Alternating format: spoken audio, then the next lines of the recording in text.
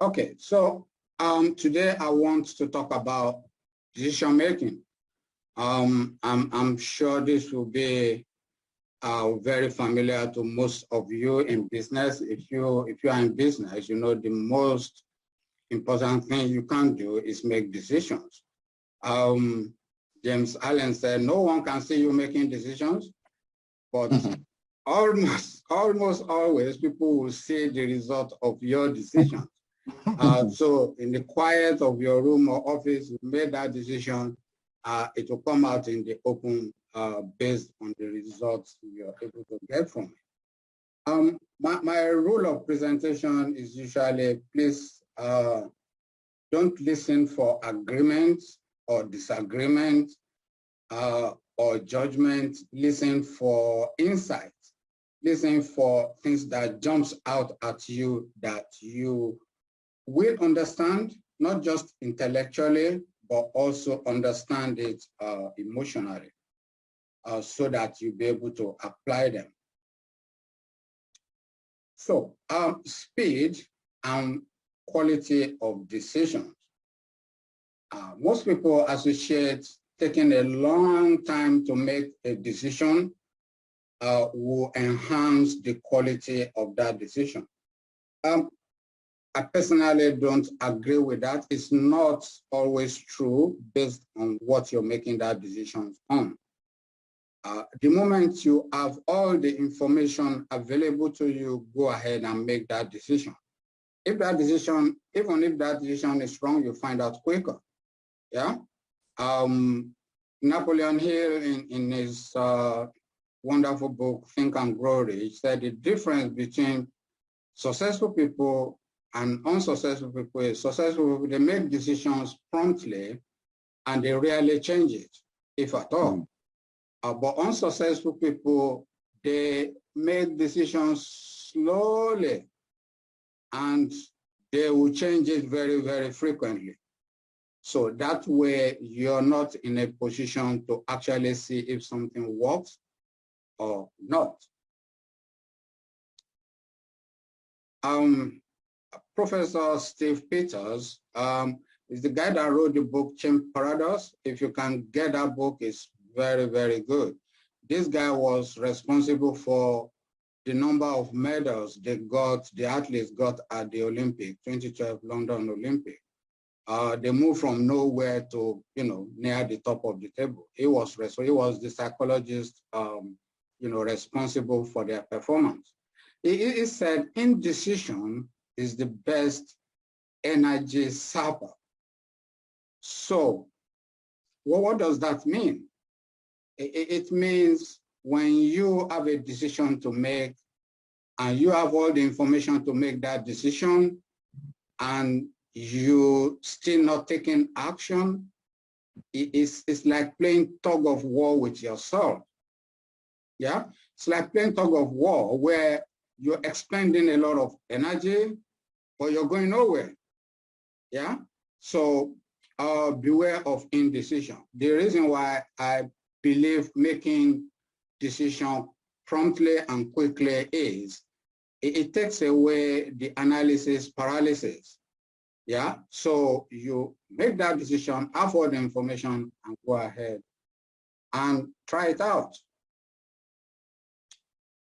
There are some models that you can use to actually make those decisions. One of them is the first principles.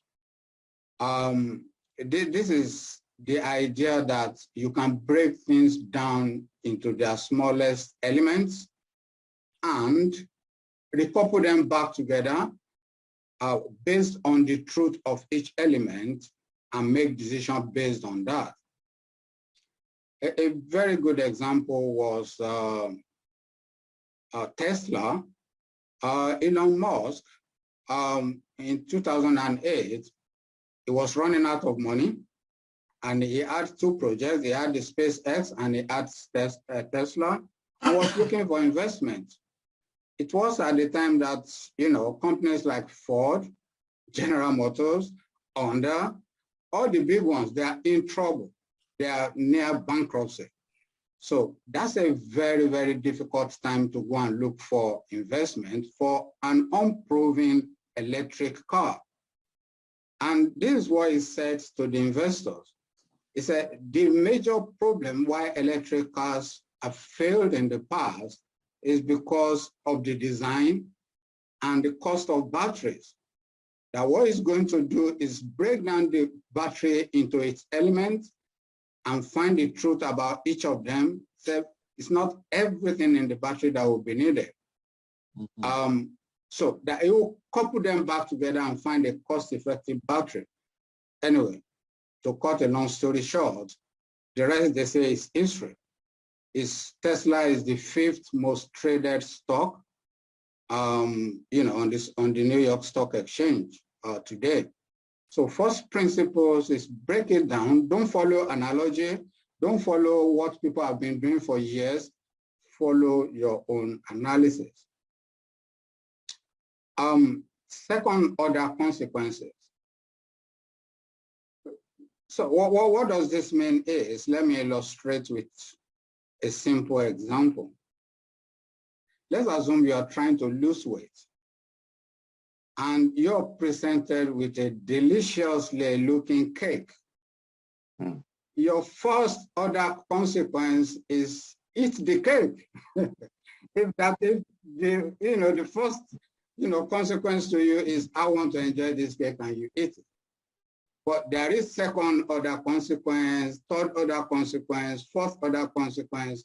You eat the cake, you feel guilty afterwards, then you put on weight, then you eat more for comfort, on and on like that. So when you're looking at a decision, don't look at the first order consequence, look at second, third, fourth, fifth order consequence in order to make that decision.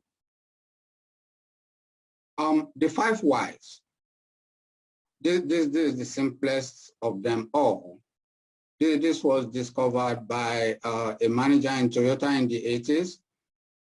They were having a lot of waste at the time, and he came up with this model, is to find the root cause of a problem in order to solve it. You have a problem, you ask why, you get the answer, you ask why again, you get the answer, you ask why again, until you get to the 5th why. Sometimes you may need to ask why up to 7th time for you to get to the root cause. Because if you get to the root cause of the problem, you can actually address it at the root and that problem will not come back. Most people, they address the symptoms rather than the root cause of a problem. So therefore, that problem will keep cropping up in that business. And, they will be wondering, we thought we solved that problem. No, because you haven't looked at the root cause of that problem. Risk reversal. Is there any question today? You can ask me questions so that I can quickly address from these models. Do you have any question? No question? Okay. So I'm a very good teacher, so I've probably explained it very well. Risk reversal is when you're confronted with a decision, you need to assess the risk involved. How easy is it to reverse the risk after you've made that decision? So that's the level, especially for startups. You may take a single decision that may bring the house down. So when you're looking at decisions like that, you need to take account of the risk involved. Thinking environment. The reason why we have this group and the reason why I invite interesting and knowledgeable people to the group is for us to create a thinking environment. All the principles that we went through at our last session about no interruption, no judgment, and all the other principles is for us to create an environment where people are free they're so free, they can actually express themselves, they can express their ideas, and we can all come together and help that individual based on the truth of that particular task, project, or issue that they are facing at that point in time. So when we do the hot seat, I want us to make sure that we implement that environment of no judgment, no interruption. We tell the truth and we keep whatever we've discussed within this group without, letting anybody else outside this group know about it. Let's keep the confidentiality of the person on the hot seat. So, learning versus change, or some people will say transformation. I like to keep things simple. Willingness to learn. I think most of us here, we have the willingness to learn, otherwise we wouldn't be here. The difficult part is willingness to change. And willingness to change is where the result is. You can learn everything in the world about how to drive a car. You can read 1,000 books on how to drive a car. If you haven't gotten into one and actually try to drive it, you're never ever gonna be able to drive, yeah? So willingness to learn is great, is the foundation, but willingness to change is critical. So what is willingness to change? Is to take action, is to ask for help, is to learn from others, is to model people that have done something that you're trying to do. So willingness to change is also being vulnerable. You need to be vulnerable about your situation for people to be able to truly help you. Because when you're vulnerable, you're truthful. And from the truth, people can jump in to help you. It's all part of the decision-making process. You may think this is not relevant, but this guy is, Timothy Galloway is one of the best tennis coach in the world. He will pick up someone who has never played tennis in their life and teach them in 15 minutes, 15 minutes, and they will be playing tennis reasonably well. If you Google his name, you'll find a little bit about him. He wrote a book called The Inner Game of Tennis. His methodology is so powerful that it's so simple, but so powerful. When the corporate America got wind of his activities, they took him away from tennis and took him into, helping businesses, helping management teams to create higher performance. And that's when he wrote the book, The Inner Game of Work. So you have two books, Inner Game of Tennis and Inner Game of Work. Go get those two books. On a proviso, if you haven't read my book, you are not allowed to buy any of the books that I recommend, okay? So that's very powerful. So why did I bring Timothy Galloway into the picture is it creates a thinking environment. The kind of environment we're trying to create here, it creates that for his clients, it creates that for people he's teaching, for his pupils and all of that. It creates a thinking environment where people are free. People are not afraid of judgment. They are not afraid of correction. So that's the foundation. There are so many elements to his performance, but that's the foundation. Is the environment is critical. And that is the environment we're trying to create here. Decision-making and self-image. I'm rounding up now. Yeah, I think I'm still within the time frame. A couple came to me a while ago asking for coaching. One is a lawyer, the wife is a lawyer, the husband is a chartered accountant. The chartered accountant was the manager for the law firm. They've been on £3 million for 3 years in a row, and they've tried everything. nothing worked. When I did a discovery session with them, I realized that it's not their decision making, it's actually their self-image. Even when they've made great decisions, they will find the ways to sabotage that decision so that it doesn't work.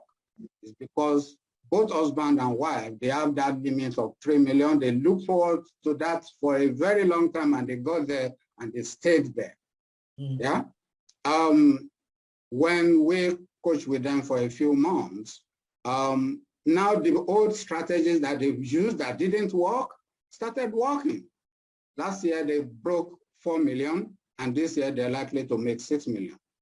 So decision-making alone is not about the decision, it's not about the task, it's about how do you feel about yourself? What do you think is possible? So self-image is critical. If you are in a position where you're suffering stagnancy, nothing is moving forward, examine your self-image. I recommend a book. It's called Psycho-Cybernetics. It talks a lot about, it's all about self-image. If you can get that book and read it again, make sure you get my book first. That's me done for today. Any question?